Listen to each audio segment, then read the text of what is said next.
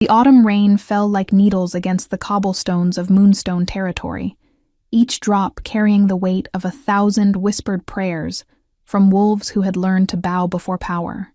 Lara Winters stood at the edge of the ceremonial grounds, her thin frame barely visible beneath the oversized coat that hung from her shoulders like a shroud.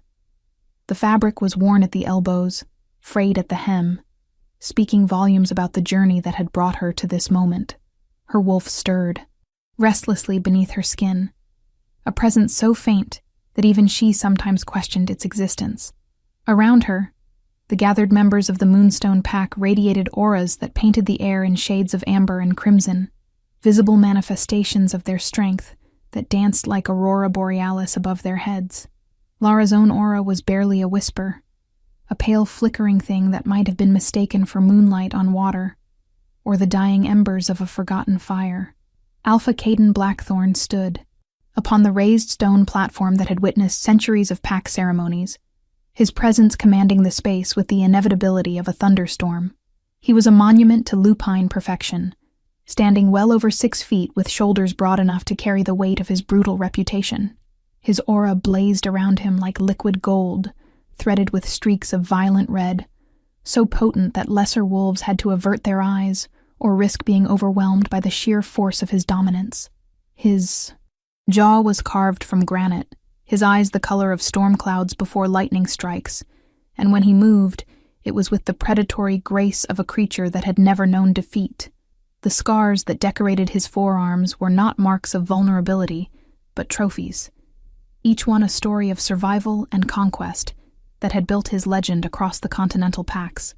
The ceremony had drawn wolves from neighboring territories, all curious to witness the arrival of new members to the most powerful pack in the northern regions. Caden's beta, Marcus, stood to his right, a solid presence with calculating eyes that missed nothing. To his left, the pack's head warrior, a scarred woman named Vera, watched the proceedings with the detached interest of someone who had seen too many ceremonies to be moved by another. The air thrummed with anticipation as Caden's gaze swept across the assembled newcomers. 7 wolves who had petitioned for acceptance into Moonstone's ranks. 6 of them stood tall, their auras respectable demonstrations of capability that earned approving nods from the gathered pack members. Then, Caden's eyes landed on Lara. The silence that followed was so complete that the rain itself seemed to pause in respect for what was about to unfold. Caden descended from the platform with deliberate slowness, each step calculated to maximize the psychological impact of his approach. When he reached Lara, he circled her like a shark scenting blood and water, his nostrils flaring as he attempted to catch the scent of her wolf. His expression shifted from curiosity to confusion to something far more dangerous, a contempt so pure it seemed to lower the temperature around them. When he finally spoke, his voice carried across the grounds with the resonance of someone who had never been denied, each word precisely chosen to inflict maximum humiliation. This is what crawls to my doorstep seeking sanctuary? This pathetic excuse for a wolf whose aura is so weak I could mistake her for a human playing dress-up? Tell me, little mouse, did you wander into the wrong gathering? Perhaps you meant to find the community theater down the road where they appreciate performances of mediocrity. The gathered wolves erupted in laughter, the sound rolling across the grounds like thunder. Lara felt each chuckle like a physical blow, her fingers curling into fists at her sides as she fought to maintain composure. Caden leaned closer, his breath hot against her ear as he whispered loud, enough for the front rows to hear. In my pack, we have standards. We do not accept charity cases or broken things that will only drag down our collective strength. Whatever tragedy befell your previous pack to make them reject you, I can see they made the right choice. Lara's wolf whimpered inside her, a sound of pain that reverberated through her chest like a bell tolling for the dead. She had expected coldness, perhaps skepticism, but this level of public degradation was a cruelty she had not anticipated. Her previous pack had cast her out not for weakness, but for something they feared, something they could not name but sensed, lurking beneath her unremarkable surface. The elders had whispered about ill omens and dangerous bloodlines, their fear disguised as concern for pack safety. She had hoped that distance would grant her a fresh start, that perhaps in Moonstone territory she might find wolves secure enough in their own power to overlook her peculiarities. Instead, she had found an alpha whose ego was so bloated that he needed to crush others simply to remind the world of his dominance. If you're enjoying this story of hidden power and inevitable reckoning, make sure to hit that like button and let me know in the comments what you think Lara's true nature might be. Subscribe so you don't miss what happens when the truth finally breaks free. Caden straightened, addressing the crowd with the theatrical flair of someone performing for an audience he knew would applaud regardless of merit. Since the moon goddess, in her infinite and sometimes questionable wisdom, has seen fit to deliver this creature to our borders, and since I am known for my generosity, I will allow her to remain, not as a member with full rights and privileges, but as a worker. She will serve in the kitchens, clean the training grounds, and perform whatever menial tasks my pack requires. Perhaps through hard labor and observation of true wolves, she might develop some semblance of worth. Or perhaps she will simply confirm what we all can plainly see, that some bloodlines are destined to serve while others are born to rule. The ceremony continued with the acceptance of the other 6 newcomers, each receiving the traditional welcome and the pack's blessing. Lara was shuffled to the side, forgotten in the celebration that followed, a ghost at a feast she had not been invited to attend. As the crowd dispersed, and rain began to fall again in earnest, she found herself standing alone in the emptying grounds, her clothes soaked through, and her pride shattered into fragments too small to gather. A young wolf, barely past his first shift, approached with something that might have been pity in his eyes. He handed her a rough map to the Omega quarters and mumbled directions to the kitchen where she was expected before dawn. His kindness, small as it was, felt like a lifeline thrown to a drowning woman. The Omega quarters were exactly what she had expected, converted storage building at the far edge of Packlands, where the rejected and powerless made their homes. The room assigned to her was barely large enough for the narrow bed and battered dresser that constituted its furnishings. Water stains bloomed across the ceiling like dark flowers, and the window refused to close completely, allowing cold air to whistle through the gap. Lara sat on the bed, springs creaking in protest beneath her weight, and allowed herself exactly 5 minutes to cry. 5 minutes to mourn the hope she had carried across 3 states and countless miles. 5 minutes to feel the full weight of her isolation and the cruel hand fate had dealt her. Then she dried her eyes, unpacked her meager belongings, and began to prepare for the role she would play until circumstance or courage allowed her to do otherwise. The weeks that followed established a brutal routine that ground down any remaining optimism Lara might have harbored. She woke before dawn to prepare. Breakfast for the pack's warriors, her hands moving through the familiar motions of cooking, even as her mind drifted to places far from the industrial kitchen that had become her prison. Caden made a habit of appearing during meals, his presence a dark cloud that cast shadows across even the brightest moments. He seemed to take particular pleasure in finding fault with her work, criticizing the temperature of the coffee, the seasoning of the meat, the arrangement of plates on the serving line. His comments were always delivered with that same casual cruelty, as if her humiliation was so beneath his notice that he could dispense it without thought or consequence.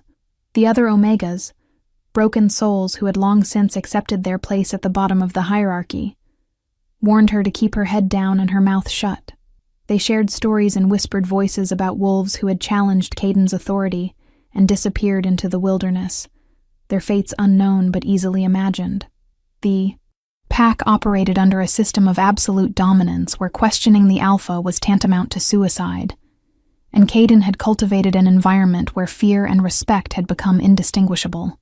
His inner circle consisted of wolves who had proven their loyalty through acts of violence and intimidation, each one eager to curry favor with a leader whose approval meant power and whose displeasure meant destruction.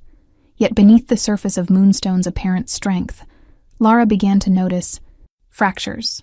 The way warriors flinched when Caden entered a room spoke not of respect, but of trauma. The silence that fell over conversations when his name was mentioned carried the weight of unspoken resentments and suppressed rage. She observed how pack members avoided eye contact with him, how they measured their words with the precision of people walking through a minefield. This was not a pack united by loyalty, but one held together by terror, a distinction that made all the difference in the day. World. 3 months into her tenure as Moonstone's most despised Omega, an incident occurred that would set in motion the events that would eventually shatter everything Caden had built. A young pup, no more than 7 years old, had been orphaned when his parents died defending the northern border from rogues. The boy, whose name was Thomas, had no living relatives within the pack, and no one willing to take responsibility for raising him. Caden, demonstrating the compassion of a glacier, declared that the pup would earn his keep by working in the stables, cleaning stalls, and hauling feed, despite hands barely large enough to grip a pitchfork. When Thomas made the mistake of spilling a bucket of water near Caden's prized stallion, the Alpha's response was swift and merciless. Lara had been crossing the courtyard with an armload of linens when she heard the child scream. The sound cut through her like a blade, primal and terrified in a way that transcended species. She dropped the linens without thought, running toward the stables with a speed that surprised even her weakened wolf. What she found made her blood turn to ice in her veins. Caden had Thomas suspended in the air by one arm, the child's shoulder clearly dislocated as he dangled like a broken puppet. The Alpha's face was contorted with rage over something so trivial it barely registered as an inconvenience, his control so absolute that no one in the gathered crowd dared to intervene. Let this be a lesson. About the cost of incompetence, Caden snarled, shaking the child like a rag doll. In my pack, even pups are expected to demonstrate basic capability, since you cannot manage simple tasks without destroying valuable property. Perhaps pain will teach you what words apparently cannot. Thomas's sobs had devolved into whimpers, the sound of a spirit breaking in real time. The wolves watching from the stable doors wore expressions ranging from horror to resignation, all of them trapped in the same calculus of self-preservation that had allowed Caden's tyranny to flourish unchecked. Something inside Lara snapped. It was not a conscious decision, but rather an instinct so deep and primal that it bypassed rational thought entirely. She felt heat building in her chest, spreading through her limbs like wildfire consuming dry tinder.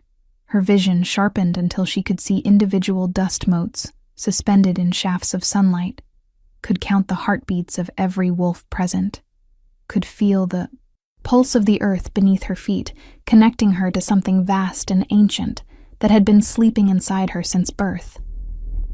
When she spoke, her voice carried a resonance that made every wolf present freeze, their instincts recognizing a threat that their conscious minds could not yet name. Put him down. The words emerged not as a request, but as a command, each syllable weighted with authority that had no business coming from an Omega's throat. Caden turned slowly, his expression shifting, from surprise to amusement, to something approaching rage as he registered who had dared to speak. He dropped Thomas carelessly, the boy crumpling to the stable floor as Caden advanced on Lara with murderous intent, clear in every line of his body. The crowd pressed backward, giving them space for a confrontation that could only end in bloodshed. Did the little mouse just squeak at me? Did the weakest creature in my territory just presume to give me orders? Caden's laugh was ugly, devoid of humor, the sound of a predator playing with prey before the kill. I should rip your throat out for such insolence. I should make an example of you that will remind every Omega in this pack what happens when they forget their place. He closed the distance between them in 3 long strides, one hand reaching for her throat, with fingers that had ended more lives than Lara could count. The moment his skin made contact with hers, the world exploded.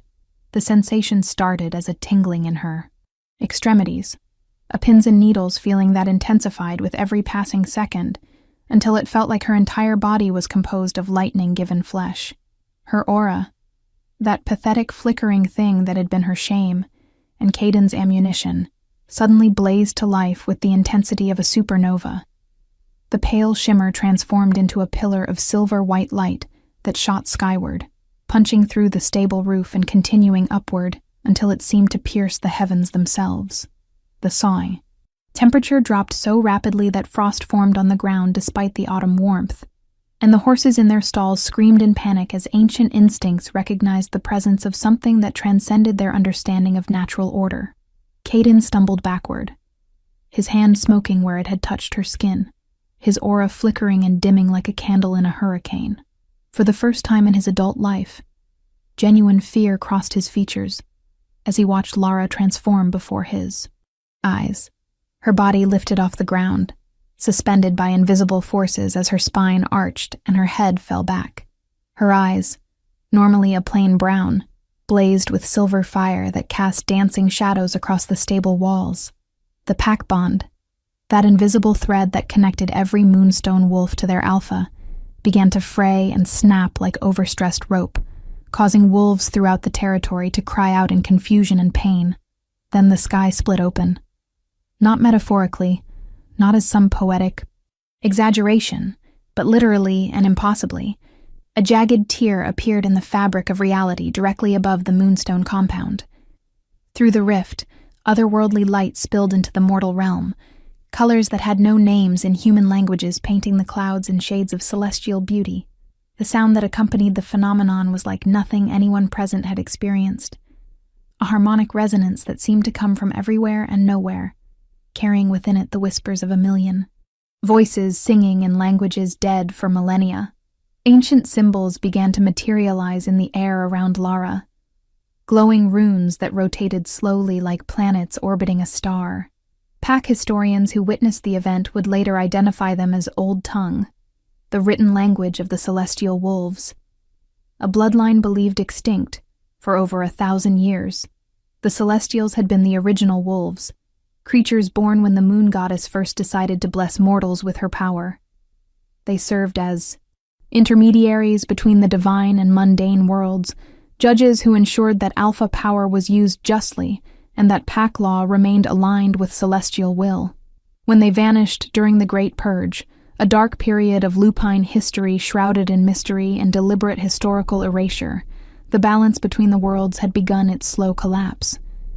The light emanating from Lara intensified, until watching it directly became impossible, forcing even Caden to shield his eyes. When the brilliance finally dimmed enough to permit vision, the transformation was complete. Lara stood on solid ground once more. But the meek Omega who had shuffled through the pack accepting abuse had been replaced by something altogether different. She had grown several inches taller, her frame now wrapped in lean muscle that spoke of strength beyond mere physical capability. Her hair, previously a mousy brown, had transformed into silver white that seemed to hold starlight within each strand. Most striking were her eyes, no longer brown but purest silver, reflecting light like polished mirrors, and seeing far more than ordinary wolves could comprehend.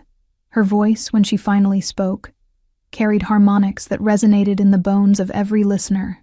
I am Lara Winters, last daughter of the celestial line, keeper of the old ways, and bearer of the Aurora's judgment. For 1,000 years, my bloodline has slept, waiting for the age when alphas would grow so drunk on their own power that they forgot the sacred purpose for which dominance was granted. That age has come.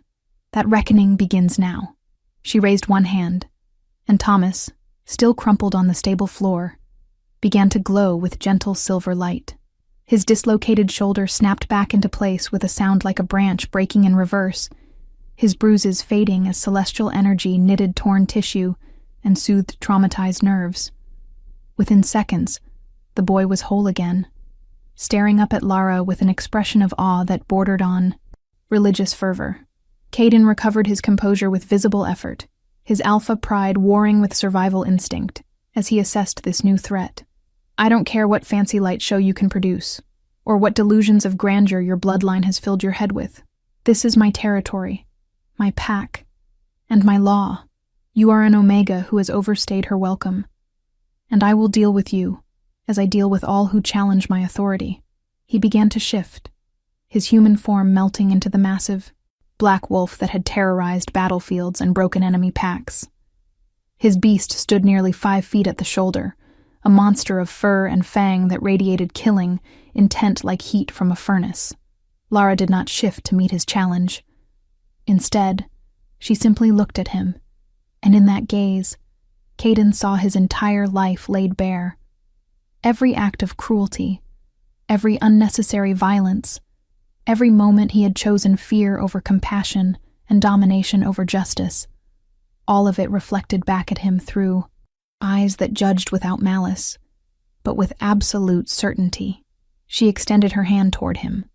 An invisible force seized his wolf, lifting the massive beast off the ground as easily as Caden himself had lifted Thomas.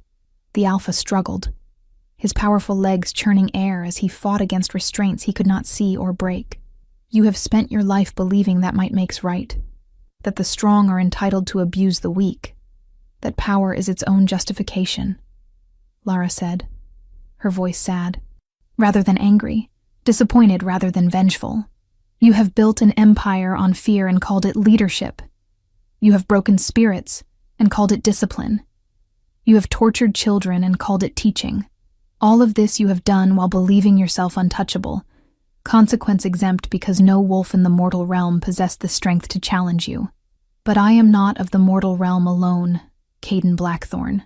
I am the consequence that comes when alphas forget they were meant to be guardians, not tyrants. She closed her fist, and Caden's wolf form began to compress, the change forced upon him in reverse. He materialized back in human form, naked and gasping, his body hitting the ground with force that drove the air from his lungs. The pack bond, already frayed, disintegrated completely, severing the connection between Alpha and subordinates. The sensation was agonizing, like having part of his soul ripped away, leaving behind a hollowness that threatened to consume him. Around the compound, Moonstone wolves collapsed as they felt the bond break. Centuries of tradition and instinct suddenly silent, where there had always been the comforting presence of pack connection. Are you watching with your jaw on the floor right now? Drop a comment telling me what you think should happen to Caden. Does he deserve mercy or justice? And don't forget to subscribe because this story is about to get even more intense. Lara approached the fallen Alpha, her footsteps soundless despite the stable's dirt floor. I am going to give you something you have never given another living soul, Caden Blackthorn. I am going to give you a choice. You can die here, today. Your legacy nothing more than a cautionary tale about pride and cruelty. Or you can live and learn what it truly means to be worthy of the power you have wielded so carelessly. You can begin the long, painful process of becoming the Alpha you should have been from the beginning. She knelt beside him, one hand hovering over his chest where his heart hammered like a trapped bird. But understand this. If you choose life and redemption, there is no halfway. You will face every wolf you have harmed. You will answer for every act of tyranny. You will rebuild this pack from its foundation, and you will do it under my observation. Fall back into old patterns, retreat into the comfort of intimidation and fear, and I will finish what I began today. Choose. Caden stared up at her. Pride and pragmatism engaged in brutal warfare across his features. His entire identity was constructed around being the strongest, the most feared, the unchallengeable apex predator. To accept her terms would be to admit that everything he had believed about himself and power was fundamentally wrong. But the alternative was death, and whatever else he might be. Caden Blackthorn was a survivor. When he finally spoke, his voice was hoarse, stripped of its usual arrogance. I choose to live. I choose to learn. I choose redemption, though I do not deserve it and cannot imagine earning it. Lara nodded, her expression unreadable. Then we begin. She stood, addressing the assembled wolves who had watched this entire exchange in stunned silence. The Moonstone Pack as you knew it is dissolved. The old hierarchy, built on intimidation and maintained through fear, ends today. We will rebuild according to the old ways, where alphas earn their position through service rather than conquest, where strength is measured by what you protect rather than what you destroy. Those who cannot accept this change are free to leave. Those who remain do so knowing that cruelty will no longer be tolerated, that abuse will be answered with exile, and that every wolf, regardless of status or bloodline, will be treated with the dignity they deserve as children of the moon goddess. The days that followed the awakening were chaos barely contained by Lara's newfound authority. News of what had occurred in the Moonstone stables spread across the continental packs with the speed of wildfire, growing more fantastical with each retelling. Some versions claimed Lara had torn the Alpha's throat out and seized power through conquest. Others insisted she was a witch who had placed Caden under a curse. A few, closer to the truth but still missing crucial details, whispered about the return of the celestial bloodline and what that might mean for Alphas who had grown comfortable in their unchecked power. The Alpha Council, a governing body composed of the 10 most powerful pack leaders in North America, called an emergency session to address the Moonstone situation. They viewed Lara's emergence and her dissolution of pack bonds as an existential threat to the established order. If one Omega could rise up and unmake an Alpha, what prevented others from attempting the same? The carefully constructed hierarchy that had governed Lupine society for generations suddenly seemed fragile, built on foundations of consent that could be withdrawn if the ruled decided their rulers were unworthy. Several council members advocated for immediate military action, arguing that Lara should be captured or killed before her revolution spread to other territories. Caden, stripped of his pack bond and therefore his Alpha authority, found himself in a position he had never imagined possible. Powerless. The wolves who had once scrambled to obey his every whim now looked through him as if he were a ghost, their loyalty revealed as nothing more than fear of consequences that no longer existed. He moved through the compound like a man navigating a foreign country, everything familiar yet transformed by his altered perspective. Lara had assigned him quarters in the Omega Wing, a deliberate choice that forced him to experience firsthand the conditions he had created for those he deemed beneath him. The thin walls that provided no privacy, the inadequate heating that made winter nights an ordeal, the pervasive sense of being forgotten and dismissed, all of it became his daily reality. She also assigned him a task that was both punishment and therapy. He would personally apologize to every wolf he had wronged during his tenure as Alpha. Not generic statements of regret delivered from a position of safety, but face-to-face conversations where he would articulate exactly what he had done wrong and how his actions had caused harm. The process was excruciating, forcing him to confront the wake of trauma he had left behind, warriors who flinched at his approach, Omegas who could not meet his eyes without experiencing flashbacks, parents whose children had learned to fear authority because Caden had modeled cruelty as leadership. Each conversation was a small death, an execution of the ego he had spent decades constructing. Lara, meanwhile, struggled with her own transformation. The power that had awakened within her was vast and largely uncontrolled, responding to her emotions in ways that were sometimes helpful and occasionally terrifying. When she grew angry, electronics malfunctioned and light bulbs exploded. When she felt sorrow, plants in her vicinity withered and died. She spent hours in meditation, reaching into the genetic memory stored within her celestial bloodline, accessing knowledge from ancestors who had wielded this power with grace and precision. The learning curve was steep and the stakes immense, for one mistake could kill someone she meant to protect or destroy something she meant to preserve. She also discovered that her transformation had made her a beacon for supernatural forces that had remained dormant or hidden for centuries. Ancient creatures began appearing at Moonstone's borders, drawn by the celestial energy that emanated from Lara like heat from a star. Some came with offers of alliance, recognizing in her the return of an old order they had long supported. Others arrived with hostile intent, viewing her existence as a threat to Mao, their own plans and agendas.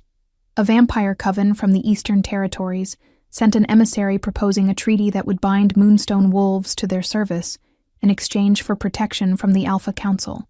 A Fey Court representative offered knowledge and training if Lara would agree to owe them a future favor, the terms of which would be determined at their discretion. She refused both, understanding that accepting outside help always came with strings that could strangle you when pulled. Tout. The Alpha Council's response arrived on the 6th day after Lara's awakening. A delegation of 5 Alphas, each commanding packs of over 200 wolves, appeared at Moonstone's borders demanding an audience. They were led by Alpha Damian Frost, ruler of the Northwind Pack, and the Council's chairman, a wolf whose reputation for strategic brilliance was matched only by his ruthless pragmatism.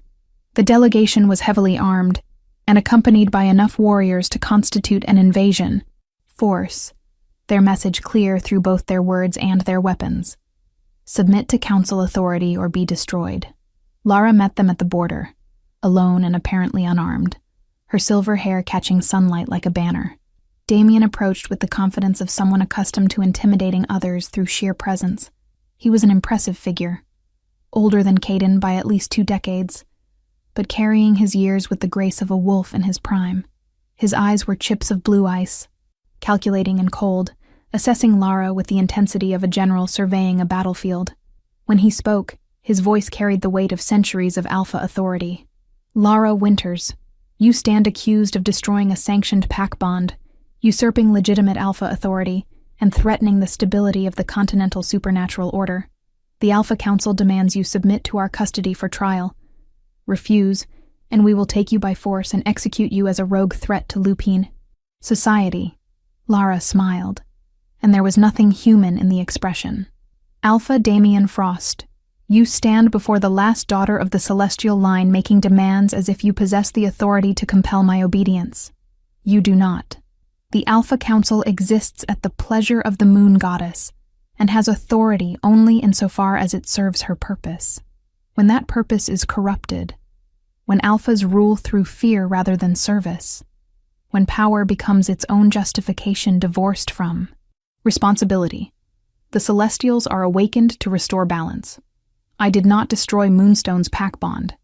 I severed a chain that bound wolves to a tyrant. I did not usurp Caden Blackthorn's authority. I removed power from someone wielding it in ways that violated every principle upon which Alpha leadership was founded. And I have not threatened your precious order. I have revealed it for what it truly is, a structure designed to protect those at the top from accountability for their crimes against those beneath them. The tension in that moment was a physical thing, pressing down on everyone present, like atmospheric pressure before a storm. Damien's warriors shifted nervously, their hands moving toward weapons as they felt the power emanating from Lara intensify. The Alpha himself remained motionless, but his aura flickered and pulsed as he wrestled with instincts that screamed contradictory commands. Attack the threat. Submit to superior power. Flee before destruction comes. His pride won out over survival instinct, a decision he would later recognize as potentially fatal. If you will not come peacefully, then you leave us no choice. He gestured, and his warriors surged forward, 20 elite fighters moving with the coordinated precision of wolves who had trained together for years. Lara raised both hands, and the world stopped.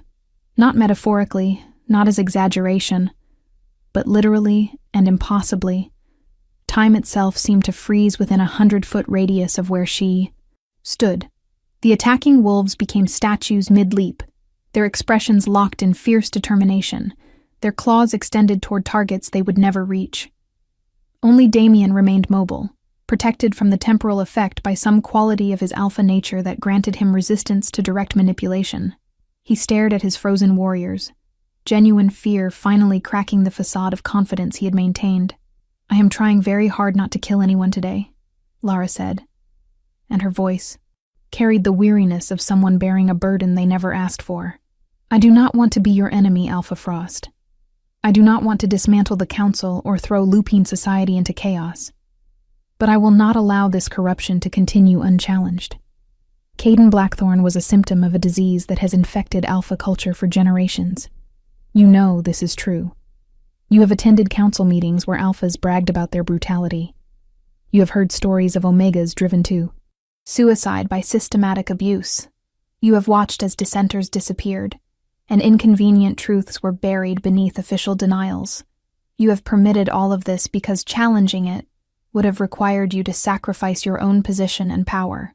She lowered her hands, and time resumed its normal flow. The warriors crashed to the ground, their momentum carrying them forward into undignified heaps of confused and disoriented wolves. Damien helped his beta to her feet, his movements slow and careful, a predator recognizing that he had stumbled into the territory of something far more dangerous than he had anticipated. When he looked at Lara again, the calculation in his eyes had shifted from, how do I defeat her, to how do I survive this encounter? It was progress, albeit progress born from fear, rather than genuine understanding. What do you want? Damien asked. and the question carried the weight of genuine curiosity rather than tactical maneuvering. If your goal is not destruction or domination, if you truly seek to reform rather than replace, then tell me plainly what you expect from the Alpha Council and from alphas like myself who have built their lives within the current structure. It was perhaps the most honest question he had asked in decades, stripped of political posturing and strategic obfuscation. Lara considered her response carefully, aware that her next words would shape not only this conversation, but potentially the future of lupine governance across the continent. I want alphas to remember that their power is a gift, not a right.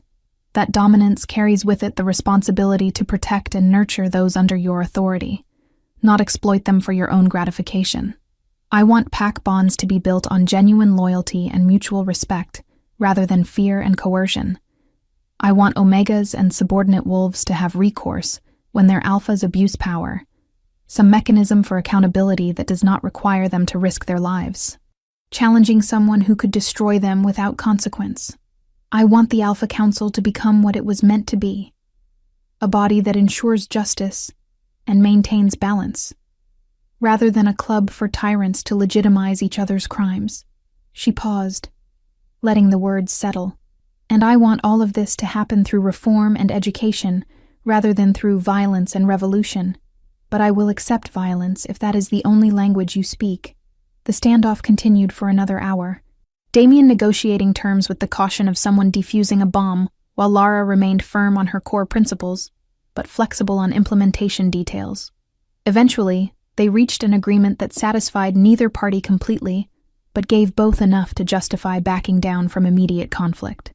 The Alpha Council would establish a committee to review complaints against alphas and investigate allegations of abuse. Lara would serve on this committee along with representatives from various pack levels, ensuring that Omega voices would be heard alongside alpha interests. In exchange, she would not actively interfere with pack governance outside of cases involving severe abuse or threat to life. It was a compromise that left everyone slightly unsatisfied, which paradoxically made it a fair deal. As the council delegation departed, Damien paused at the border for a final exchange. You realize that some alphas will never accept this, that there are wolves whose entire identity is constructed around domination and who will view your reforms as existential threats to be eliminated at any cost. You have painted a target on yourself that will attract every violent, power-hungry alpha on the continent. They will come for you, Lara Winters, and they will not negotiate or compromise. They will simply try to kill you and everyone you care about. There was no satisfaction in his warning, only a grim acknowledgement of reality. Lara nodded, accepting the truth of his prediction, without flinching from it.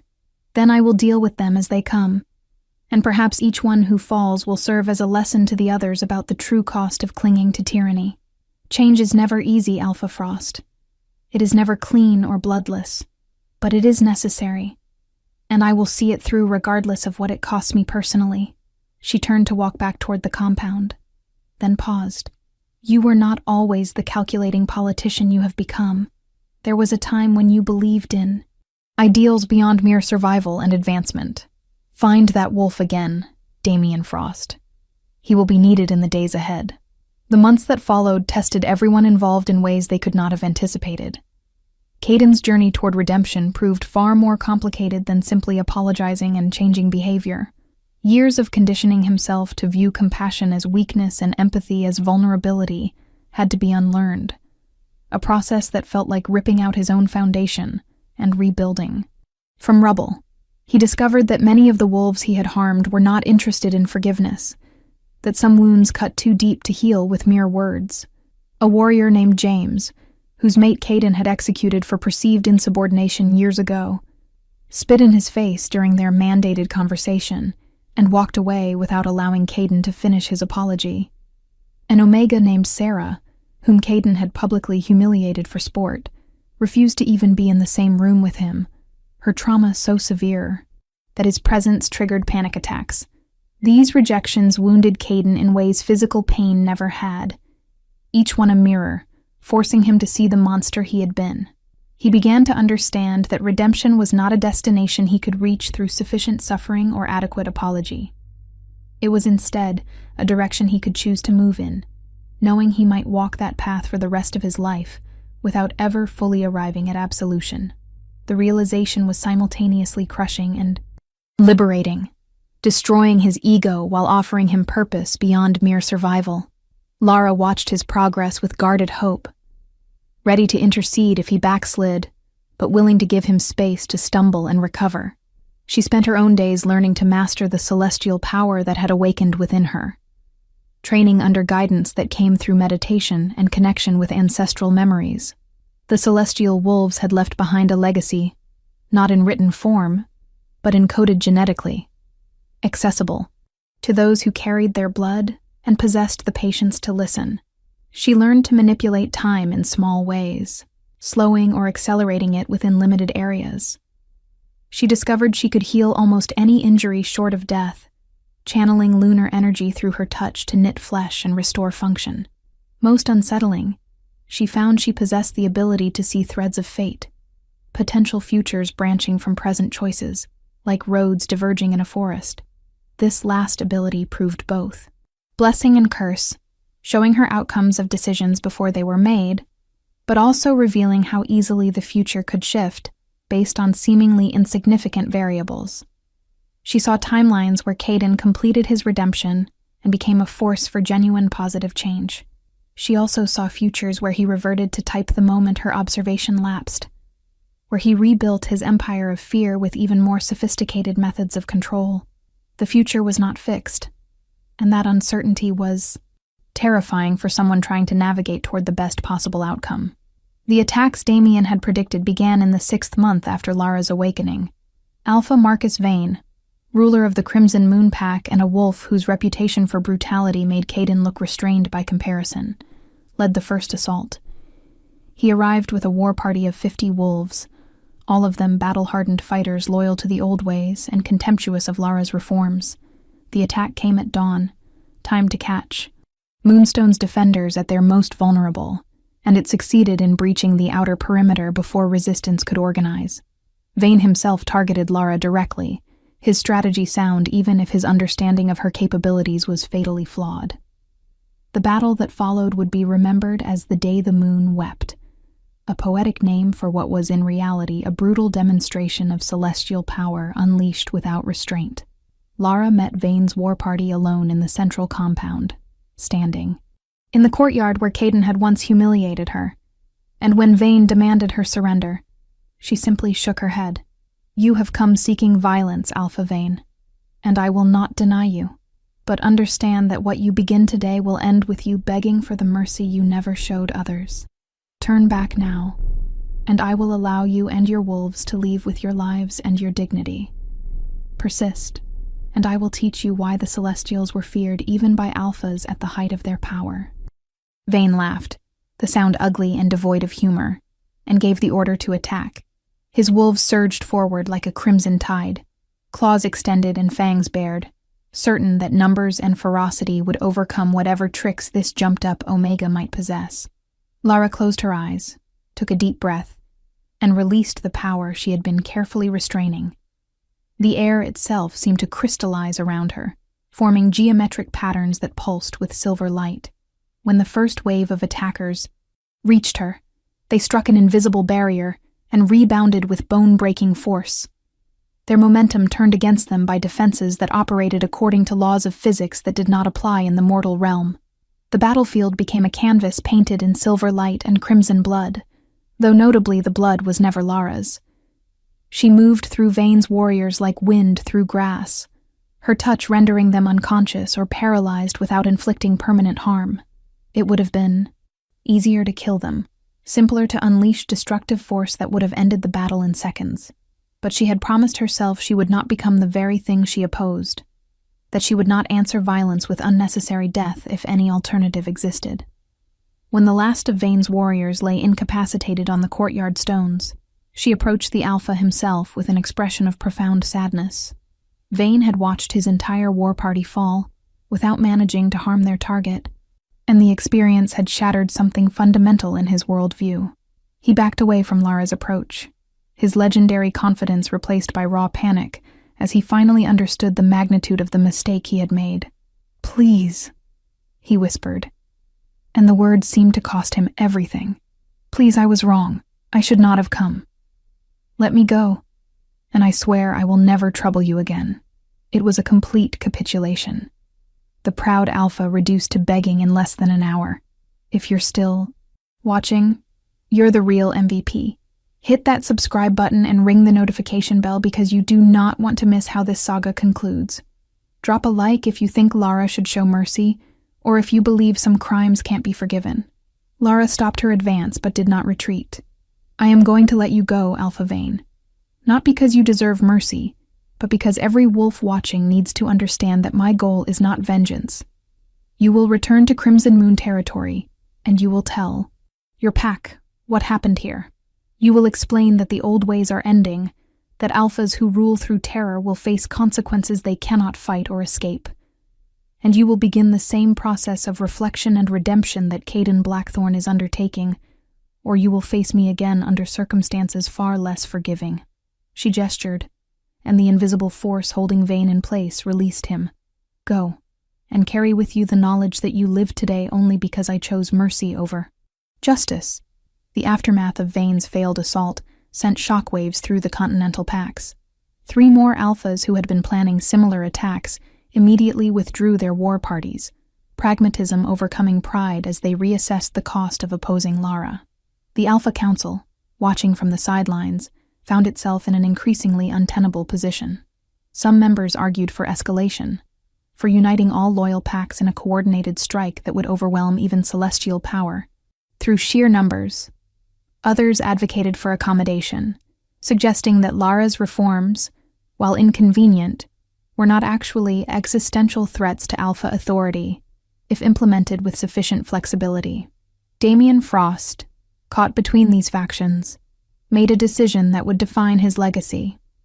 He broke ranks with the Council's hardliners and publicly endorsed Lara's reforms, using his considerable political capital to argue that adaptability was strength, and that clinging to corrupt systems in the face of inevitable change was the path of fools.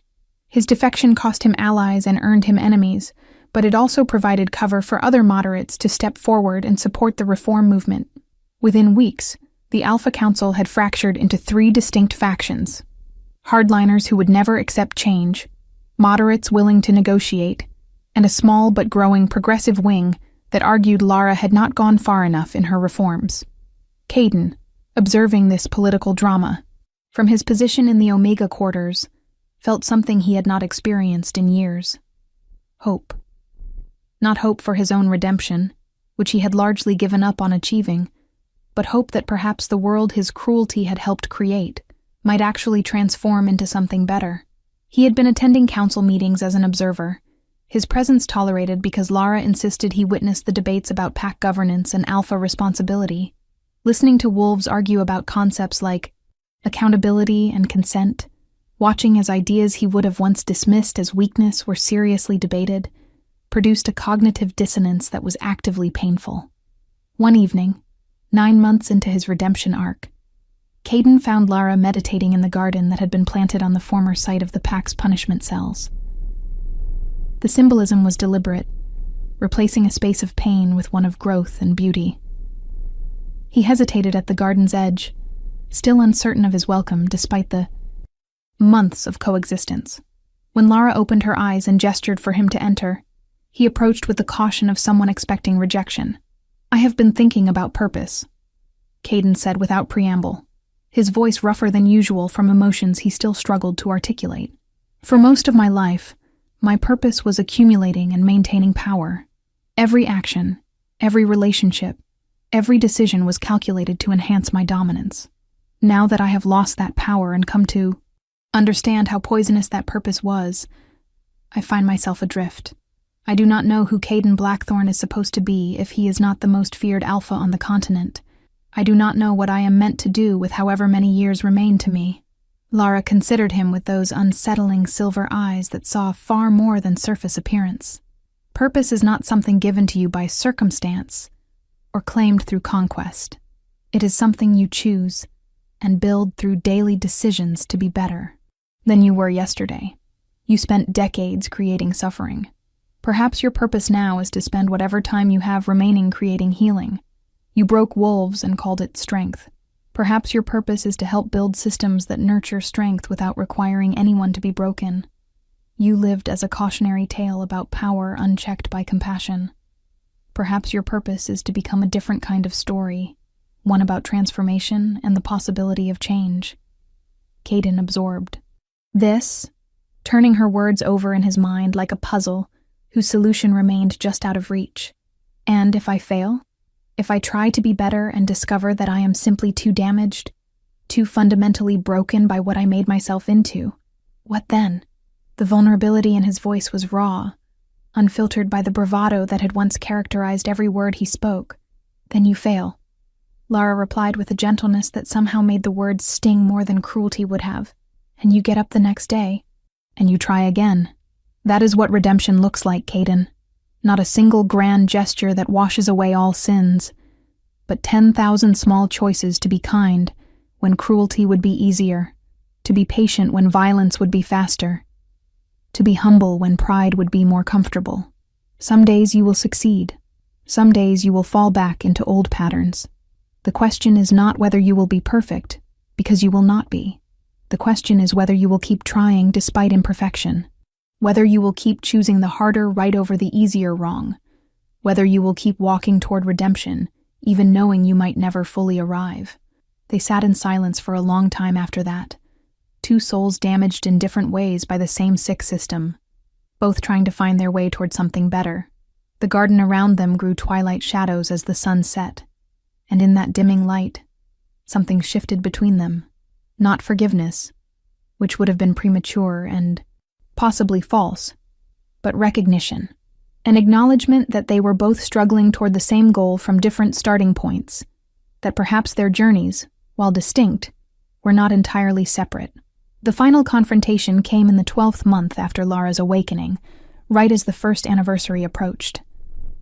Alpha Gareth Stone, the Council's most vocal hardliner, and a wolf whose pack operated according to principles that made slavery look progressive, assembled a coalition of traditional alphas who refused to accept the new order. 50 packs, over 10,000 wolves, united under Stone's leadership with a single objective: eliminate Lara Winters and crush the reform movement before it spread further. It was the largest lupine military mobilization in over a century, an army that represented the last desperate stand of an order that could feel its death approaching. They arrived at Moonstone's borders on the anniversary of Lara's transformation. The symbolism, deliberate and the message clear. Stone himself led from the front. A massive wolf whose russet fur bore scars from 100 battles, and whose eyes held the fanaticism of someone who would rather die than compromise his beliefs. He carried with him artifacts claimed to nullify celestial power. Relics from the Great Purge when the original celestial wolves had been hunted to near extinction. Their existence suggested that this was not merely an attack, but an attempted genocide, an effort to ensure that no celestial blood would ever again threaten alpha supremacy. Lara met this army not in Moonstone territory, but in the neutral zone between packlands, a deliberate choice to avoid bringing destruction to the home she had been building. She was not alone. Damian Frost stood to her right with 50 of his finest warriors, the moderate alpha having finally committed fully to the reform cause. To her left stood Caden Blackthorn, stripped of his pack bond and alpha authority, but still a formidable fighter, having spent the past year retraining his skills toward protection rather than domination. Behind her, volunteers from a dozen packs who believed in the vision of a better lupine society prepared for the battle of their lives. Stone regarded this assembly with contempt, clearly visible in his expression. So the false prophet comes attended by traitors and weaklings. How appropriate that your final stand will be witnessed by those whose corruption you enabled. He raised one paw, and his army began to spread out, forming an encirclement that would allow no escape. We have come not merely to kill you, Winters, but to erase you. To ensure that when wolves speak of this day 100 years hence, they will remember only that the celestial bloodline died screaming, that their attempt to overturn natural order ended in failure so complete that none would dare repeat it. What followed was not a battle, but a cataclysm, a clash that rewrote the landscape and left scars. Visible from orbit, Lara unleashed power she had spent months learning to control, creating barriers of solid moonlight that turned aside the initial charge, summoning winds that carried the force of hurricanes to scatter Stone's formations. But the artifacts he carried proved partially effective, creating zones where her celestial abilities flickered and failed, where she was vulnerable to attacks that should have been impossible to land. A blade coated in residue from some ancient weapon cut. Across her shoulder, drawing divine blood that hissed and steamed where it touched mortal earth. Caden fought with a ferocity born of purpose rather than rage, his movements economical and precise as he protected Lara's flanks from wolves who sought to exploit her momentary weaknesses. Years of combat experience guided his actions, but now those skills served defense rather than conquest. He took wounds meant for others, used his body as a shield for the vulnerable, and in doing so discovered a truth that had eluded him throughout his previous life. There was more honor in protecting one life than in taking 1,000. The battle raged for hours, the tide shifting back and forth as both sides committed reserves and adapted tactics. Damien's warriors fought with the discipline of professional soldiers, their training evident in coordinated maneuvers that maximized effectiveness while minimizing casualties. The Reform Coalition's smaller numbers were offset by fighting for something beyond mere survival or alpha approval, a motivation that made each wolf worth 3 opponents. But Stone's army had fanaticism on their side, the zealots' willingness to die for beliefs they had never questioned, and fanaticism made them terrifyingly effective. When Lara and Stone finally met in personal combat, the earth itself seemed to hold its breath. The Alpha wielded a spear tipped with metal forged during the Great Purge, one of the weapons used to kill the original Celestials, and its touch burned even through her defenses. Stone was ancient, older than his appearance suggested, and his experience showed in movements that wasted no energy and left no openings. They circled each other like planets, locked in gravity's embrace, each seeking advantage, each aware that this duel would determine not just their own fates, but the future of Lupine society. "You fight well for a girl playing at divinity," Stone taunted, his voice carrying over the battlefield. "But you are young and soft, raised in an age that does not understand the necessity of cruelty. I was there when the last Celestials died. I was there when we burned their temples and salted their sacred groves.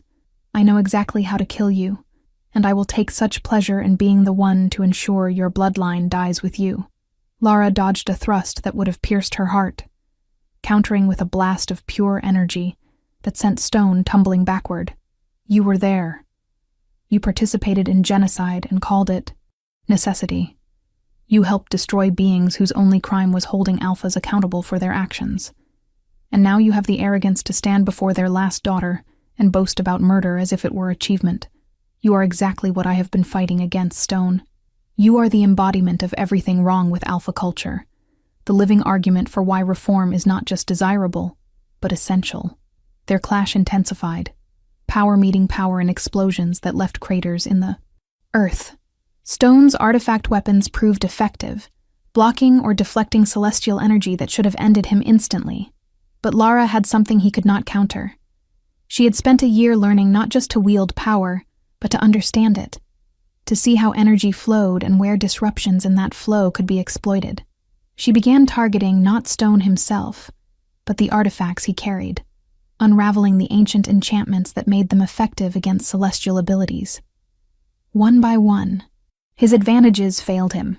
The spear lost its ability to burn through her defenses, becoming merely an exceptionally well-crafted mundane weapon. The amulet that had been deflecting her attacks crumbled to dust, its magic exhausted beyond recovery. The armor woven with Purge-era wards unraveled like cheap cloth, leaving him suddenly vulnerable in ways he had not been since the battle's beginning. Stone realized what was happening too late, his confident expression transforming into genuine fear, as he understood he was about to lose not just this fight, but everything he had built his identity upon. Lara's final attack was not violent, but rather surgically precise, a lance of pure celestial energy that entered through Stone's chest and emerged from his back without leaving a physical wound. What it did leave was far more devastating. His alpha nature, that fundamental aspect of his being that had defined him for over 3 centuries, simply ceased to exist. The severance was instantaneous and complete, leaving him not dead, but reduced to a state no Alpha feared more than death itself. Ordinary. He collapsed, not from pain, but from the sheer psychological shock of losing the core component of his identity.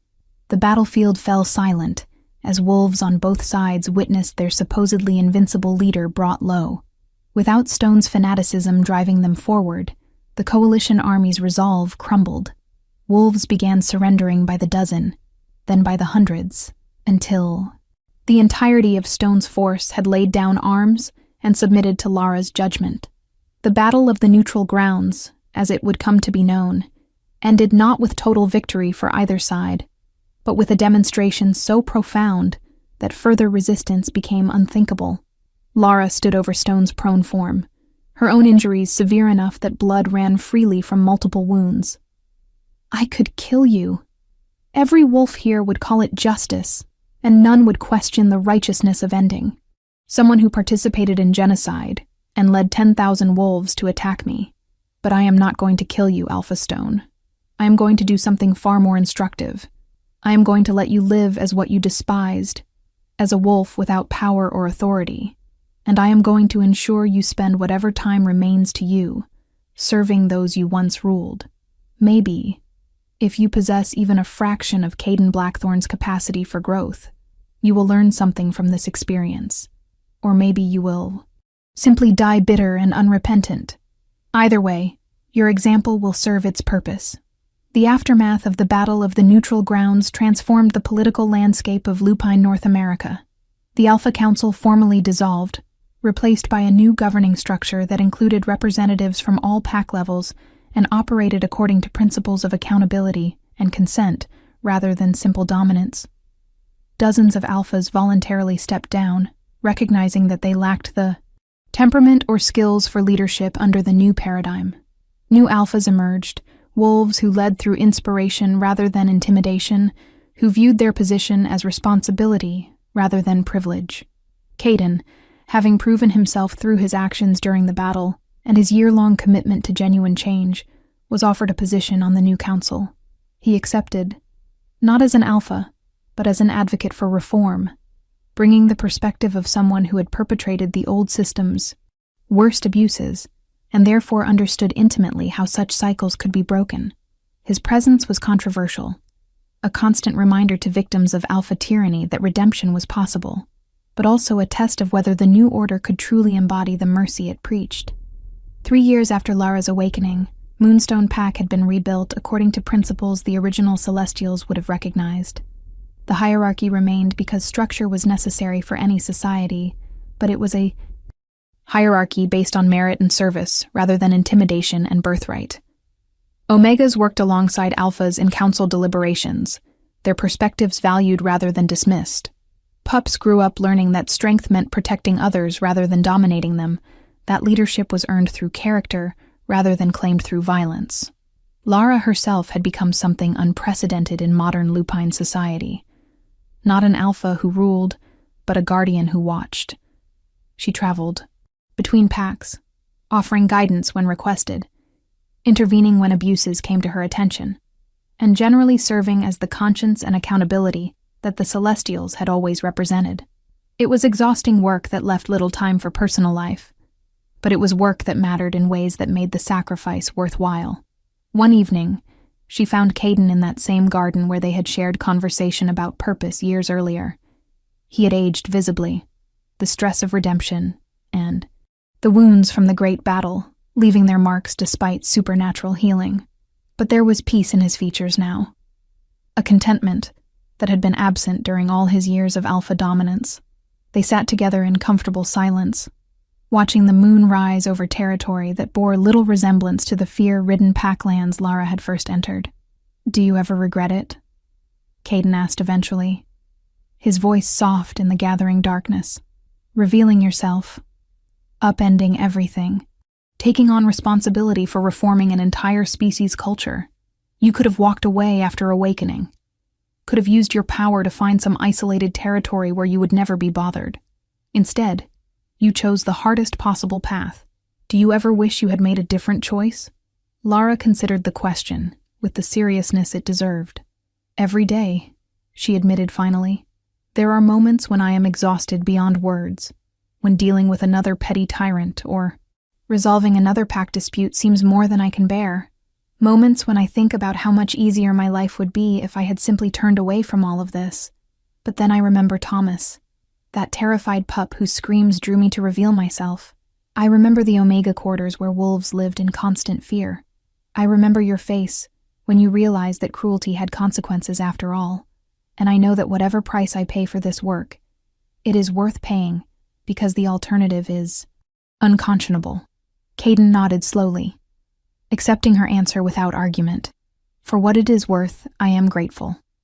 Not just for the mercy you showed me personally, though I am grateful for that as well, but for forcing me to see what I had become, for refusing to let me continue down a path that would have ended with me dying alone and hated, leaving behind nothing but pain and fear. You gave me the chance to become something better than the monster I was. Whatever redemption I have achieved, whatever good I might do going forward, exists only because you were willing to believe change was possible even for wolves like me. They sat together until the moon reached its zenith, two souls scarred by different traumas, but united in purpose, watching over a pack that represented hope for what Lupine society might become. It was not a perfect ending, because real life rarely provides such things. Challenges remained. Some alphas still clung to old ways in territories beyond Lara's immediate reach. Omegas still suffered abuses that would take generations to fully address. But it was a beginning, a foundation upon which something better could be built. And in that garden where punishment cells had once stood, surrounded by flowers that bloomed even in autumn's chill, Lara Winters allowed herself a moment of quiet satisfaction. The sky that had once split to reveal her true nature remained whole above them, but the world beneath it had cracked open in ways that mattered far more. She had not saved everyone. She had not fixed everything, but she had changed enough that hope was no longer a foolish sentiment, but a reasonable expectation. The work would continue tomorrow, and all the tomorrows after that. But tonight, under the moon that had always watched over her kind, Lara rested. If you made it to the end of this journey, thank you for watching. What did you think about Lara's choices and Caden's redemption arc? Drop your thoughts in the comments. And if you enjoyed this story, show some love by hitting that like button and subscribing for more supernatural romance content. Until next time, may your own transformations be as profound as the ones we witnessed here today.